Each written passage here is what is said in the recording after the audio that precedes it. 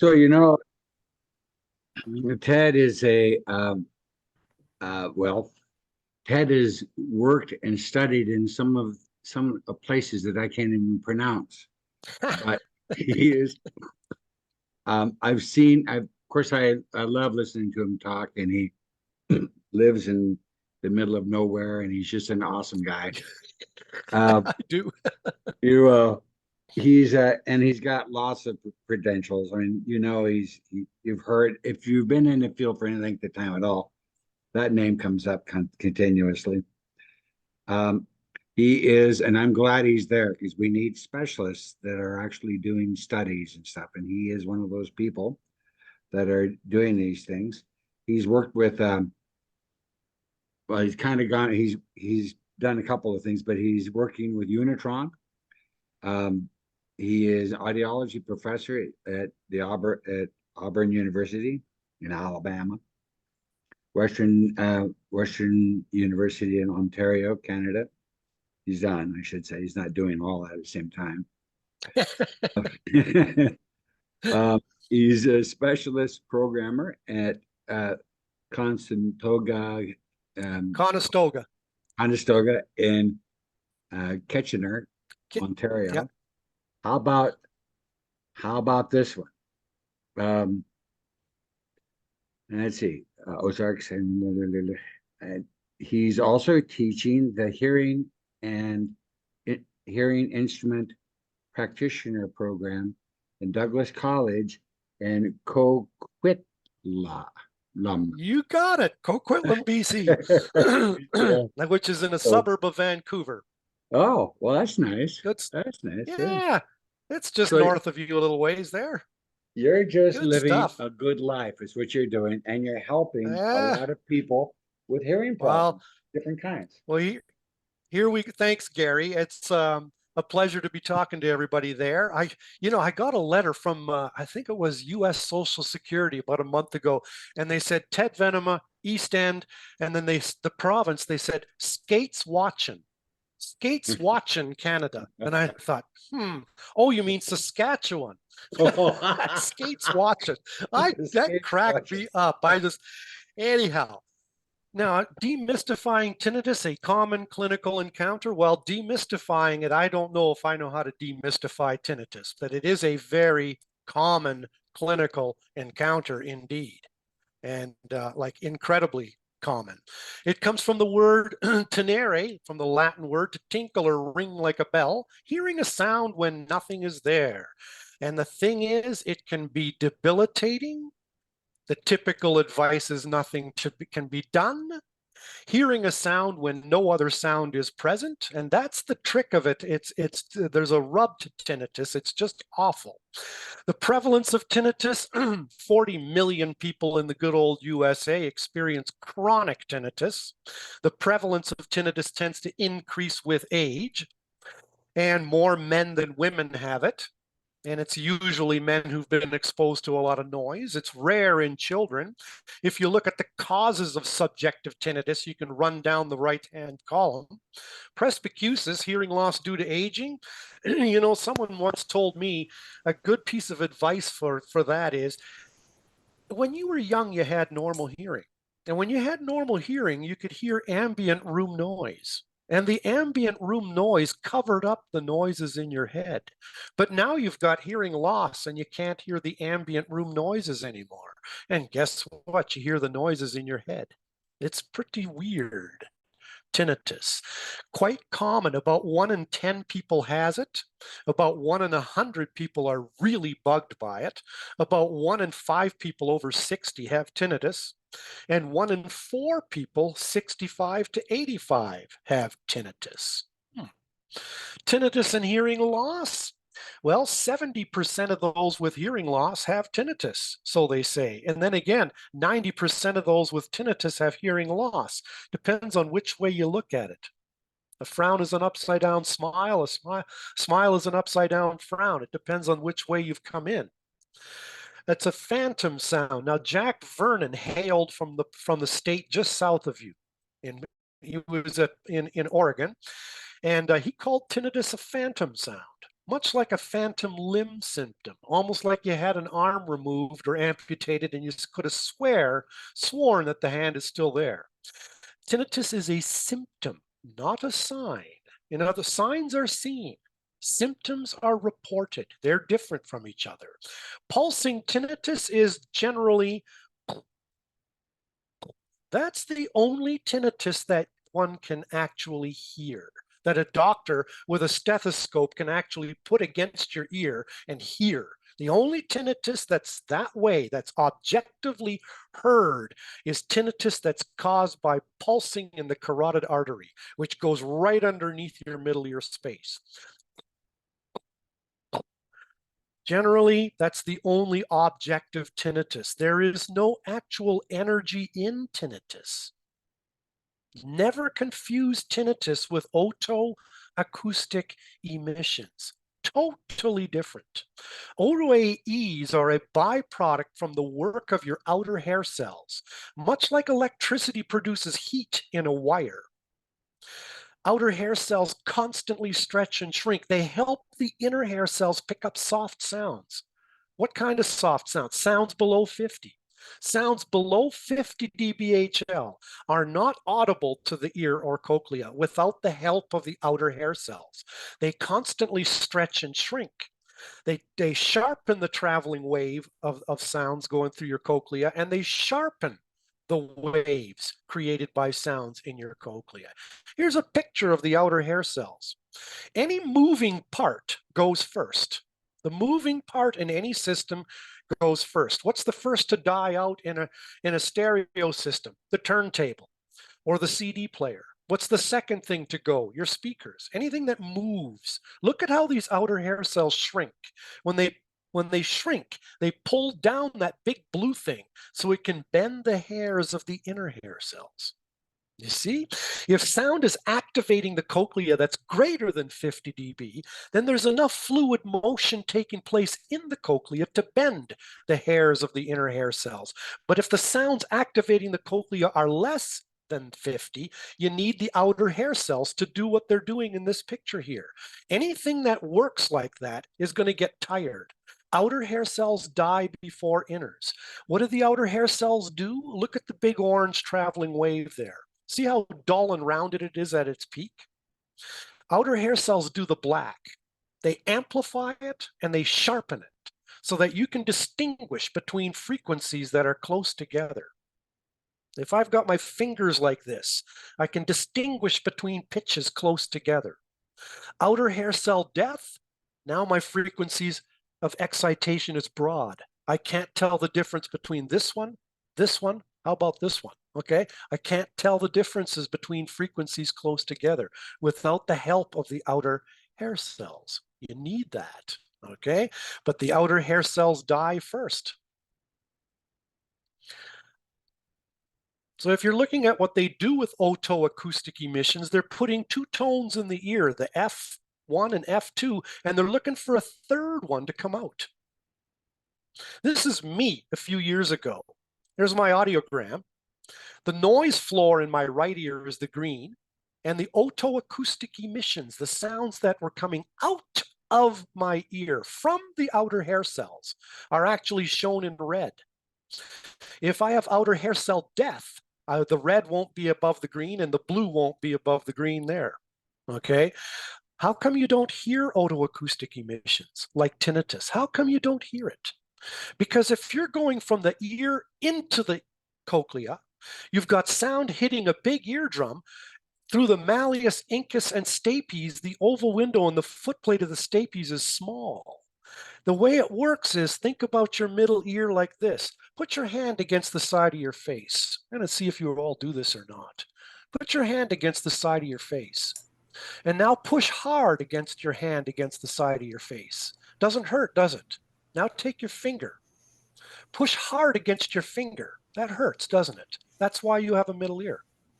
That's why you have a middle ear, so that airborne sounds can get the pressure increased, so that airborne sound can activate a fluid-filled inner ear or cochlea. Never confuse otoacoustic emissions with tinnitus, though. How come you don't hear otoacoustic emissions? Because when you go backwards, look at that.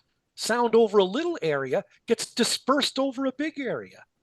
You've lost the pressure. Thank God, otherwise you'd be hearing your otoacoustic emissions, which are byproducts of healthy hair cells working their asses off. Okay, so never, but that's, I digress with this, but I really want to emphasize the point. OAEs are really useful for infant screening, for telling whether someone's got ototoxicity. They're early detectors of noise-induced hearing loss, and they can also tell if someone's lying or malingering. Okay, so OAEs have a great purpose, but always remember, otoacoustic emissions are byproducts. They're literally the ear working in reverse. They are sounds. They're actually objective sounds that can be picked up by a mic.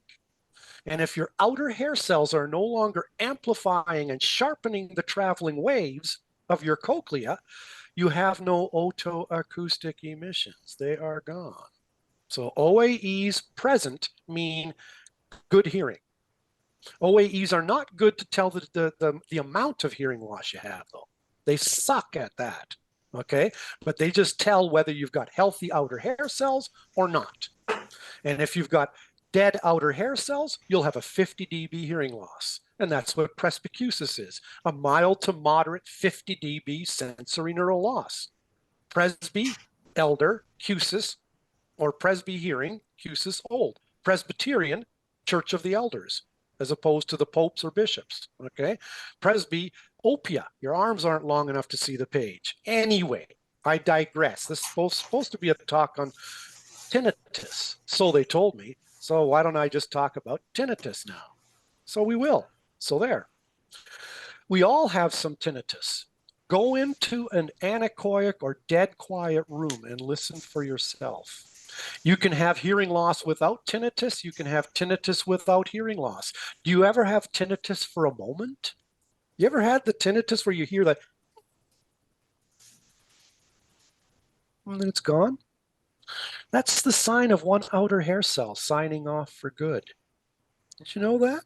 Is that momentary tinnitus that's there and goes away?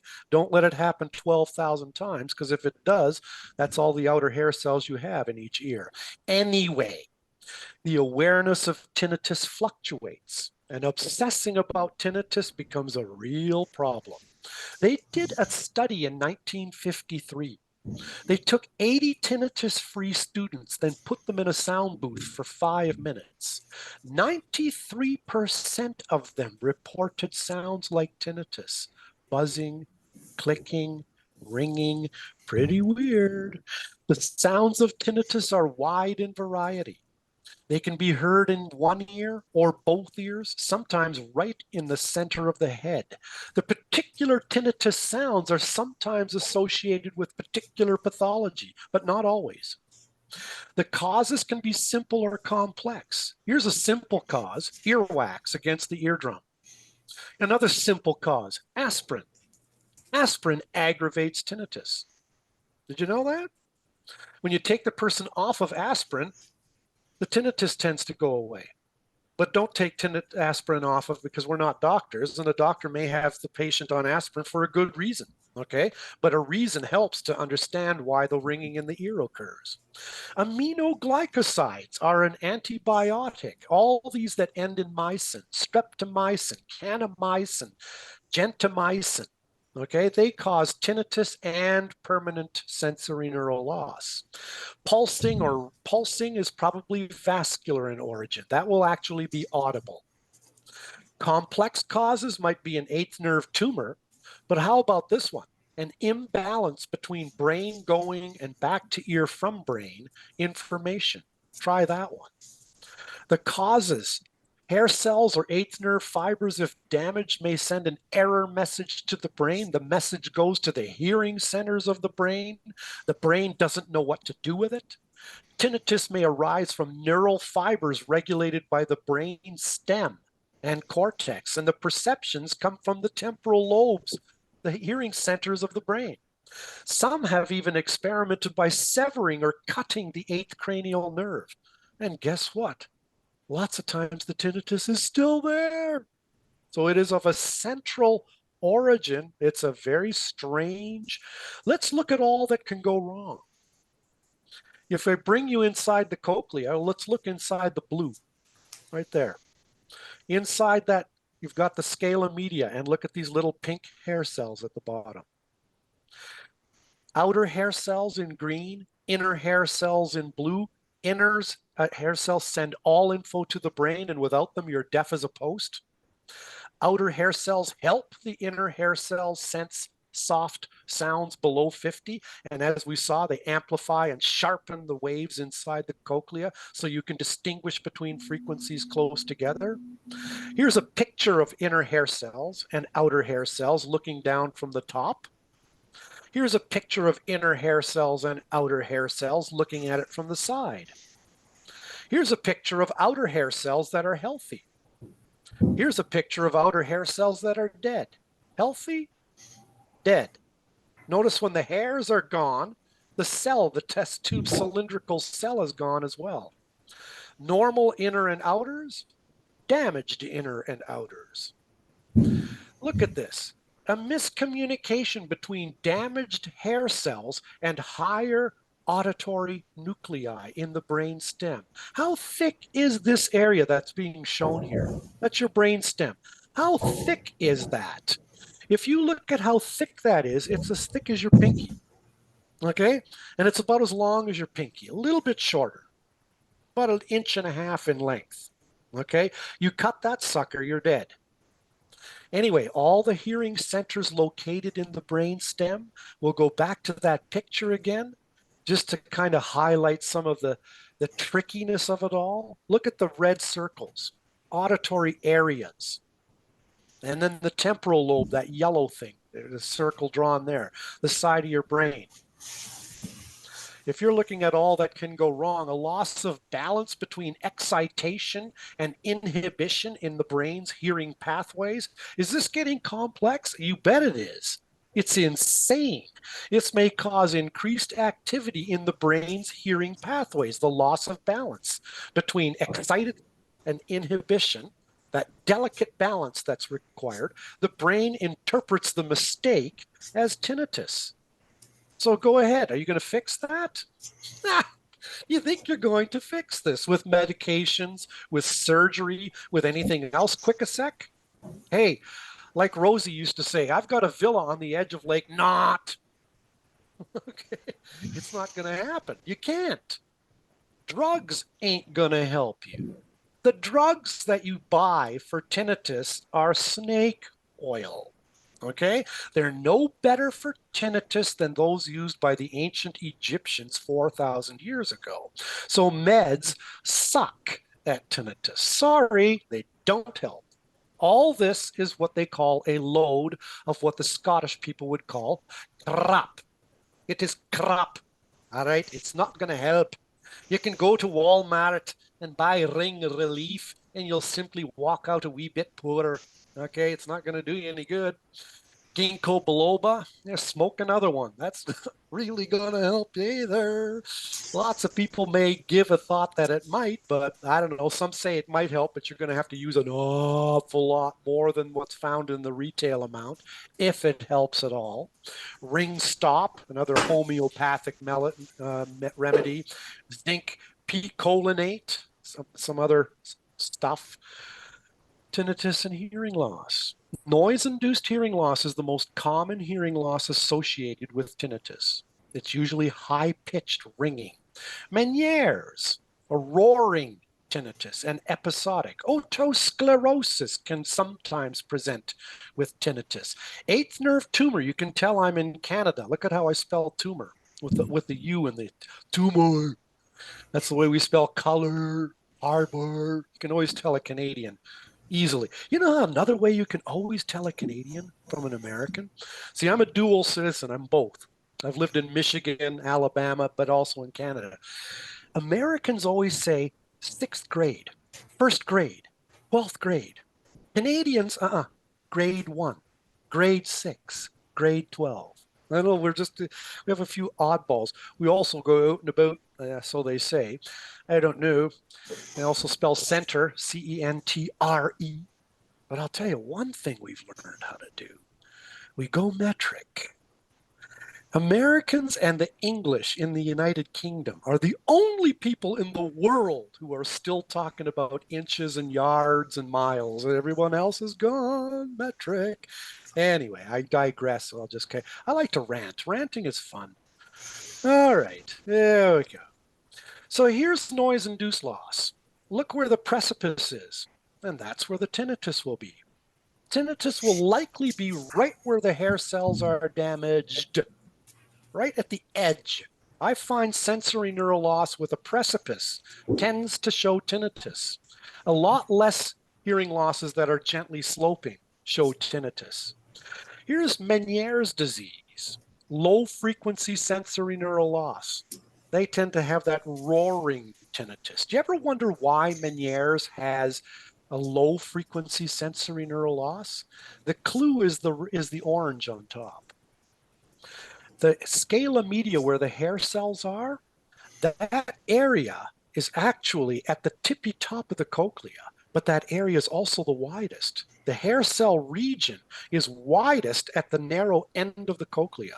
And when you blow excess fluid, okay, where's the walls going to bulge? The walls are going to bulge where they're bigger. And that's why Meniere's disease occurs in the low frequencies more than in the high frequencies. Just FYI. I don't know. Anyway, otosclerosis, Carhart's notch. One can give about a half an hour talk on why you get Carhart's notch, but that's not the topic here, so we won't. And again, presbycusis, good old presbycusis. When you were young, you could hear background ambient room noise, which masked or covered your tinnitus. But with hearing loss, you can't hear that anymore. And so you begin to hear the noises in one's head. You know who taught me that one? A guy named Roy Bain, guy from California. He's an HIS from the USA, and some stuff of his I like, some I don't like, but whatever. He came up with that. And I thought, well, that actually, it's kind of wise in a way. It makes sense. Anyway, let's kind of talk more about tinnitus. Okay, there we go. Thank the gods their eighth nerve tumors are rare. Here's an eighth nerve tumor. Unilateral, high-frequency sensory neural loss. A difference between the ears. How many people get an eighth nerve tumor? If you don't know that, I would memorize this one. It would be about 1 in 100,000. Eighth nerve tumors are benign. They're not cancerous, but they can kill you because of where they are. The tube that leads the eighth nerve into the brain stem is a tiny tunnel through bone. It's like about as thick as a thread, okay? Nothing can grow in there. So if the tumor occurs along the eighth nerve, guess what? It's going to emerge at the brain because that's where it can bend things. It can't grow in that tiny tunnel. So now it's going to bend your whole brain stem. So here's a tiny little tumor looking over here on the eighth cranial nerve, but this is what it can do. It can bend the whole brain stem. That's what can kill you. That's why an eighth nerve tumor, even though it's small and benign, is potentially lethal. The incidence or the prevalence, 1 in 100,000. The vicious tinnitus tension loop. It becomes a vicious cycle. The more you concentrate on it, the more it pisses you off, the more it bugs you. You can almost think about it like this. I hear someone banging around out there. I don't know who it is, but someone's just shuffling papers. And anyway, oh yeah, what was I going to say again? I forgot. Oh yeah, how come tinnitus can bug you so bad? Guess how loud tinnitus is? Tinnitus is only 5 dB above your thresholds. 5 dB sensation level. So if you had a hearing loss at 3,000 hertz of 50 dB, your tinnitus might be 55. If you had no hearing loss at 3,000 hertz, your tinnitus might be 5 dB. It's not the loudness that gets you. It's how bad you're going to let it bug you. Think about it this way. You've got to get up in the morning. You got to catch a flight and you can't sleep. Now midnight turns into 1 o'clock. 1 o'clock turns into 2 o'clock. You got to get up at 5. The more you think about it, the worse it's going to get. Another one, someone's snoring in the hallway across from you, not next to you. That would be too loud. Let's just say an open doorway and someone's snoring in that bedroom. You're in the bedroom across the hall and you can hear the guy. It's not even that loud. How about a kitchen tap dripping? How bad are you going to let it bug you? How bad is it going to form a loop in your head? Think about it this way. You're coming home and you're stuck in traffic and you haven't moved in a half an hour. It's now 30 minutes have gone by and you have not moved. What are you going to do? Your blood pressure is up. You are freaking. Finally, you open up the door of your car and you walk to the nearest transport or semi truck and you knock on the door and the trucker opens up the window and says, "What do you want?" You go, "Well, do you know what the hell's going on here?" Yeah, there's an accident down by, there's about a mile up ahead there. There's a kilometer up ahead there. There's some weird thing going on, and okay. All right, so you go back to your car, but already you're calming. Already, now you're getting on your cell phone and you're going to phone your better half and say, "Yeah, I'm going to be late for supper. There's some stupid accident going on." It didn't solve the problem, but your freaked outishness has gone down. That, I guess, is with that with tinnitus is about 97% of the cure. That's not that is it. Taking the chain off your brain is really a big one when it comes to tinnitus. Let's keep talking here. Okay? The loop, the vicious circle. It's not the tinnitus itself, it's the reaction. It's because the tinnitus ain't all that loud. Tyler has said if you can separate tinnitus from the reaction, from defeat to control to acceptance. Let's stop there for a second. One of the most important questions you can ask a tinnitus client is, when do you notice it the most? Now, when the person has an answer to that, there's a handle of control. What is it that, when do you notice it the most? Well, when I'm really tired, when I've drank a lot of coffee, or when it's really quiet. Now you've got control. Now you've given the person's answered his or her own question. When do you notice it the most?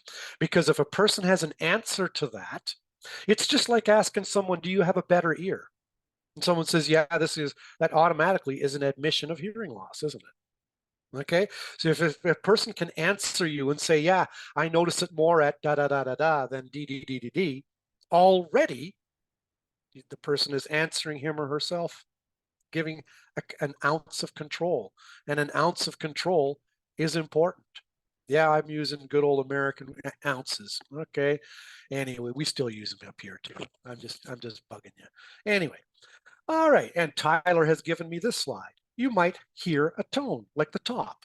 You can see all the lines are equidistant apart. That means it's tonal. Now you've added a little bit of noise. A little bit of noise. And what is noise? Noise simply means the sound wave has no pattern. Did you know that? That's what noise is, whether it's a slam of a door or whether it's ongoing traffic. Noise has a non-periodic waveform. It doesn't have any repetition. You can't see a pattern.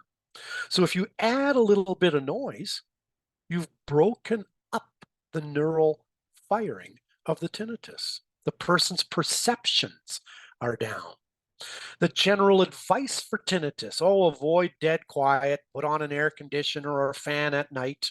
Yeah, I guess. Avoid noise. Yep, that tends to really bug tinnitus, because guess what's the most common hearing loss associated with noise is, or with tinnitus? Noise induced. Avoid aspirin. Well, you can and cannot. Oh, by the way, I'll let you in on a little family secret here. I am allergic to aspirin. Can't take aspirin. If I ever take aspirin, I'll get hives all over me. You know when I noticed that? As a student in Oklahoma. I was studying for my PhD, my post-hole digger degree at the University of Oklahoma, and and I took aspirin because I had a headache, and my just so now it's just Tylenol for Teddy. I can't have aspirin, which is too bad because I think aspirin's better. But anyway, I don't know why I just did that just to take up some time. I was told the other speaker went a little over, so what the heck? Okay, so what else can I lie to you about? Oh yeah, here. There's a little grasshopper. That's the little tinnitus that the person notices. Then quiet. It's there. It's not big, but the person notices it like crazy. Add just a trifle of noise and what happened to the bug? It's there, but just not as noticeable. The trick with tinnitus is to take the edge off. Don't make the cure worse than the disease. Okay, and that's why Richard Tyler has always used the thing too. Partially mask. Just take the edge off of it. That's the best thing you can do. Oh, this has nothing to do with tinnitus. This is a picture of me in October. We had a partial eclipse of the sun. I'm not sure if you guys on the West Coast were able to see that or not. We did. Now, they tell you to make a little hole in a piece of paper, and there's the sun, and there's the moon kind of edging over the sun. And this is just against our garage door.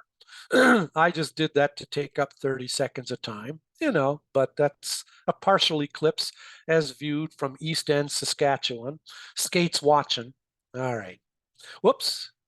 So early tinnitus research, there was a guy named Fowler, a doctor in 1942, and he was interested in studying tinnitus. So he adjusted the frequency and intensity of a tone in the ear opposite to someone's tinnitus until it matched that person's tinnitus. He had 631 tinnitus patients, and he found that they experienced their tinnitus at 5 dB sensation level. Now, what is sensation level? Again, that's the level above your threshold for that sound. So it's only 5 dB above the threshold for that tone. He was not prone to pity. He concluded that tinnitus could not possibly be the cause of the person's problems. In other words, his advice was have some cheese with that wine. Not really kind that way because he found it was really quite soft. Masking and psychology approaches. The outcomes are often tainted with an examiner bias. There's two main approaches. One approach uses masking, and that's of Jack Vernon in Oregon. Rest his soul, he passed away a couple decades ago. And the other one is a psychological approach by Pavel Yastrebov, the tinnitus retraining therapy. He's a psychologist, a shrink. So you have an audiologist approach and a psychologist approach. The audiologist approach was using mostly masking noise. Jack Vernon. The psychological approach, Pavel Yastrebov in Atlanta, Georgia, okay, looking at psychology. Anyway, they used to argue against each other. They don't anymore. No one treatment is better than the other. In fact, each treatment sort of borrows pieces from each other. Both approaches tend to use counseling. Psychological approaches are helped with masking. Masking approaches are helped with counseling. The main idea is to set realistic expectations. It's not going to magically go away. There is no cure. Can't fix it. Rather, minimize the impact of it on your life. Separate tinnitus from the reactions, because both of those can be measured. Separate the tinnitus from the reaction. Jack Vernon, an audiologist who noted the persistence of complaints to tinnitus. He found most of his patients had tinnitus less than 10 dB sensation level, like Fowler. But unlike Fowler, he believed their complaints. and concluded that their distress was not related to the loudness. Here's a scatter plot. Each red dot is a person with tinnitus. The horizontal axis represents the loudness of tinnitus, soft, average, perceived to be loud. The vertical is the degree of annoyance. Notice there's no pattern to the red dots. They're all over the place. Unlike the white line, the red dots do not hug the white line. There is no relation. There's no correlation. There's no line of best fit between the tinnitus, perceived loudness of one's tinnitus, and how bad it bugs you. There just isn't a nice tie. Jack Vernon, in his older years, is a picture of him, but he noticed a physician friend who always hung around a water fountain at lunch. And he joined him and he asked him, he said, well, why is it that, that you always sit by this fountain? And the doctor said, because I've got a ringing in my ears and the fountain just kind of blocks out a bit of the noise. The holy grail of Jack Vernon's approach was if you had tinnitus and you masked it, there might be a while after that you didn't have the tinnitus at all before it reemerged again. They called that residual inhibition. That's from earlier studies of tinnitus, but that was the holy grail of the masking approach. But complete masking is not a good idea because you make the cure worse than the disease. Partially mask, as shown on the right. I think I stole this picture from Richard Tyler, actually. If he showed it to you in the previous hour, I wouldn't be at all surprised. Yastreboff, more the psychological approach. He advocates tinnitus retraining therapy. It's about 85% effective. Train someone to ignore the tinnitus, like how to ignore the snoring or ignore the tap dripping. He used two things called habituation and desensitization. Although often associated with hearing loss, theories often include outer hair cell and damage, but Yastreboff doesn't care. He says, no, I don't really care, I'm a shrink. He says it probably comes from deep inside your brain, not even your cortex. It's detected at subcortical levels, at the limbic, the emotional areas of the brain, your fight or flight areas of the brain. And your perception of it is then made at the top, the wrinkled part of your brain. And your auditory cortex, the wrinkled part of your brain, emphasizes the awareness. And the kicker is, look what it says in yellow there. Tinnitus can literally create plastic changes in the neural pathways of your brain if you keep on letting it bug you to the extent that it does. You will literally help it bug you more. It's like the brain is quite plastic that way. Here's a slide of a brain. Tinnitus would emerge from these primitive areas inside, deep inside.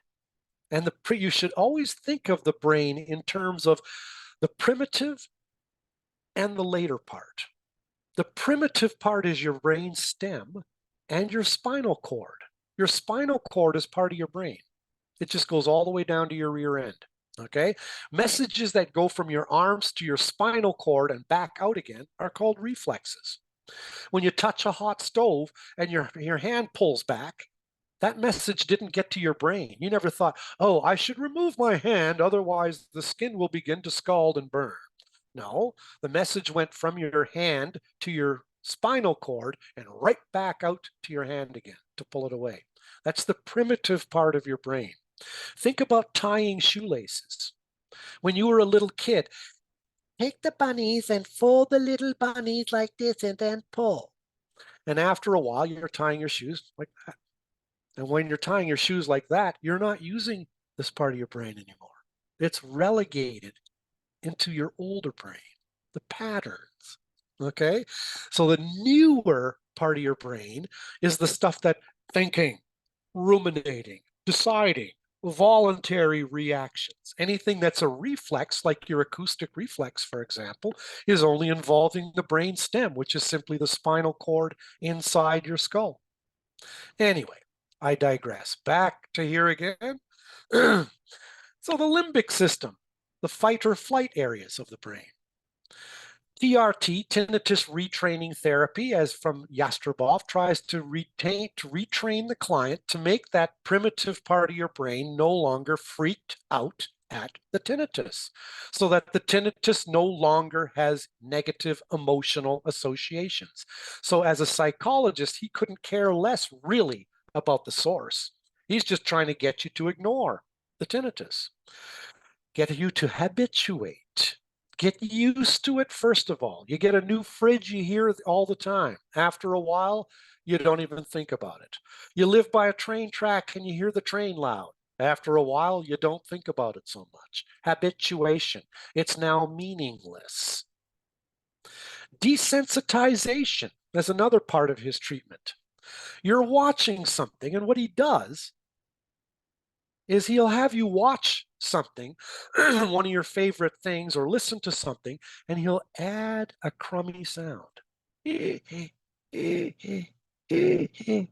you'll try to ignore that while you're watching what you're watching. Next session, you're watching what you're watching again, and he'll make that a little bit more like your tinnitus. And the next session, he'll make that irritating added sound a little more like your tinnitus, so that you are trained to take the chain off your brain. You literally will not pay attention because it doesn't bug you as much. It's meaningless. That's the Holy Grail. That's his Holy Grail. It works. It's can't cure it. All right. Or here's another one. Here's a third approach. Mindfulness meditation. Don't judge your tinnitus, embrace it. Hug the great Buddha. Observe the tinnitus rather just intentionally but non-judgmentally, moment by moment, as the events in the field of awareness. Oh, might easier said than done, though, I think. The main thing as a clinician is rule out an eighth nerve tumor. That's our red flag. Unilateral tinnitus is a symptom of an eighth nerve tumor. Notice I didn't say sign. Signs are seen. You can't see someone's tinnitus, okay? Send to an audiologist or an ENT. ABR, auditory brainstem response, can help to rule out the tumor. If no tumor is suspected, then the tinnitus is mainly a nuisance. ABR, auditory brainstem response. You ever watched someone get an ABR? You ever done an ABR? That was the area of my research. I loved ABR. It was cool. You have electrodes on the guy's ears, and one right between the eyes, and one right here at the hairline of the head. And you have headphones on, and you're adding these little sounds. They're called clicks, and they sound just like a click. And they come out 10, 20 times a second. And each causes a response in the brain. And those responses are added up, and then divided by the number of responses, and you'll see 5 nice little bumps. ABR peaks 1, 3, and 5. And those are the neatest things to see. They can detect whether you hear, so they're used in infant hearing screening. And they're also used to detect eighth nerve tumors, because those bumps get weird if you've got a tumor. So it's ABR is a kind of an interesting test done by audiologists, and I'm not sure how many audiologists we have in our flock today, but whatever. All right. What you can ask is, which ear's got it? How long have you noticed it? And when do you notice it the most? And is it constant or intermittent? The last two are kind of connected. That helps to give a handle of control on the tinnitus. You can measure the tinnitus if you want, just like Fowler did. You can measure the pitch of it. Often it's between 2,000 to 4,000 hertz. You can try and measure and match its loudness. It will be less than 10 dB sensation level. Often it's 1 to 2. You can even try to mask the tinnitus, but that's kind of weird, because guess what? As you know better than I do, because people who don't teach do it, and you do it. So you fit hearing aids, and you all know that hearing aids all have tinnitus maskers on them. You could go from Widex to Unitron to Starkey to any of them, and they all have a tinnitus program.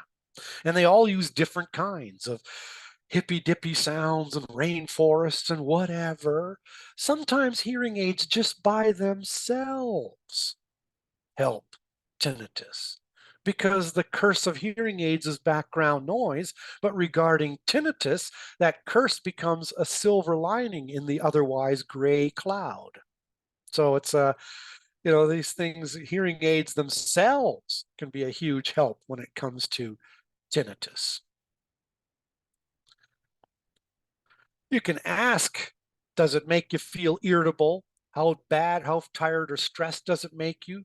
Difficult to relax, uncomfortable in a quiet room, difficult to concentrate? This is kind of a way of quantifying just how bad it is for you. Oh, let's just digress a second here. Why? Because I think I'm a little bit ahead of time. Yeah, we got 10 minutes. Yeah, we're good. Do you ever wonder why questionnaires always have 1, 2, 3, 4, and 5? You know why they do that? Let me just tell you something. It's really weird. It has to do with the way you assign numbers to things. You can assign numbers just by assigning names, like football jerseys or hockey sweaters. Oh, you're number 99, you're number 5, you're number 12. You can also assign numbers to rank. We're the third largest hearing aid company in the world. Yeah, right. Well, the first two are neck and neck, and you're way back here. Or in a horse race, the win place are right here, and the show is way back over here.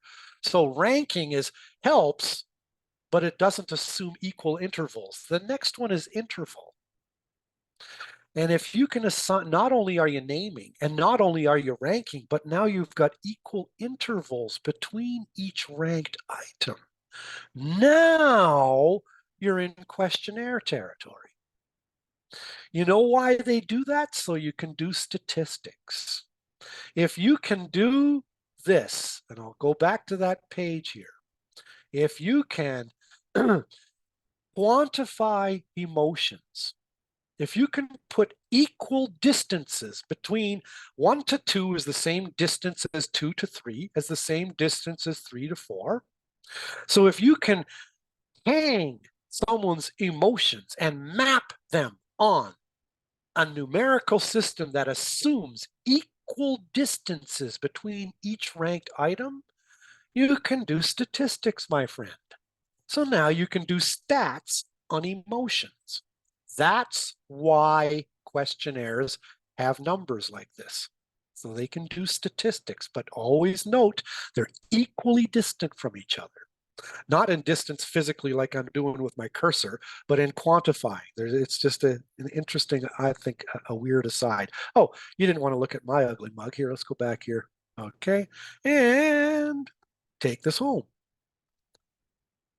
So the common advice for presbycusis: when you were young, you had normal hearing. The background noise you could hear masked out your tinnitus. Now you have hearing loss, so you can't hear the ambient room anymore. There's no more masking. And the noise types: air conditioner, fan, open window, radio between stations, noise generators. Good God. How about hearing aids? And sleeping and background noise. The goal is to divert attention from the tinnitus, to partially mask it. Look what it says for the last two sentences. Don't turn on the noise when you're going to sleep. That's stupid, because now you're telling your brain why you're turning on the noise. Have the noise always going on, so that when you walk in that room, the noise is there. Okay? Always have it on. Otherwise, you're not going to take the chain off the brain. Tinnitus maskers, better than a fan because you can adjust the volume. Yeah. Hearing aids, known to pick up background noise, but that's the silver lining. The American Tinnitus Association used to be in Oregon, where Jack Vernon lived. Now it's way out in Virginia. But they have a website, and people who are of your clients that are severely aggravated by it might be well advised to check that out. Anyway, I can stop sharing here because this next slide is a slide of, oh yeah, here's a couple of foxes I took a picture of. Yeah, kind of neat in Southwest Saskatchewan, where, yeah, I kind of like that. Anyway, oh, this next slide is a picture of Saskatchewan at night. All right, stop sharing. I'm done. That's it. Thank you so much, Ted. Hey, cool. Thank you so much. Hey, thanks for staying with me. I'm so glad we managed to make this dang thing work. You got it sorted out, and you won't have that problem again if you're ever invited to another Zoom. There you go. All right. With that reassurance, I can now carry on. All right. Excellent.